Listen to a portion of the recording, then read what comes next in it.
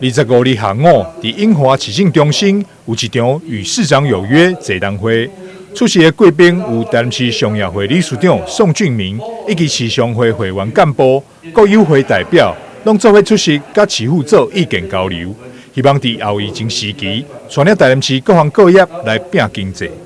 这个疫后，当然疫情之前咱有一寡纾困，但是我相信政府应该搁做，有搁较侪当做。所以今仔日嘛讲，就用这个时间，请咱宋理事长邀请大家来，会当咱面对面来甲一寡问题，像讲咱即摆有可能搁较困难的代志，也是讲立即迄个市政府会当马上来处理的协助的代志，咱就会当今仔日咱来表达。我拢有记家记录，当今仔日的时间限制无法度表达到完全的，咱书面会当送来咱警察局，阮会当马上办。即摆就是讲，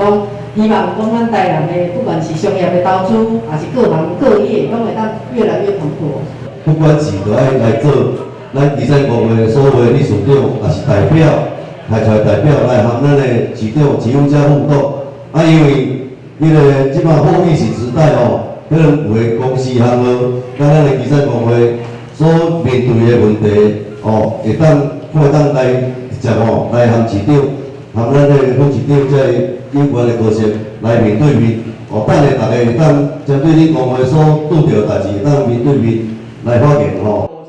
透过座谈，会当更加了解业者需求，进而提振台南市经济发展。市商会理事长宋俊明表示，与市长有约，希望会当每半冬举办一届，和市府相关局处听看卖基层意见。未来会当拿入市政参考，有官方甲民间做伙合作，相信政策一定会当让市民更加有感。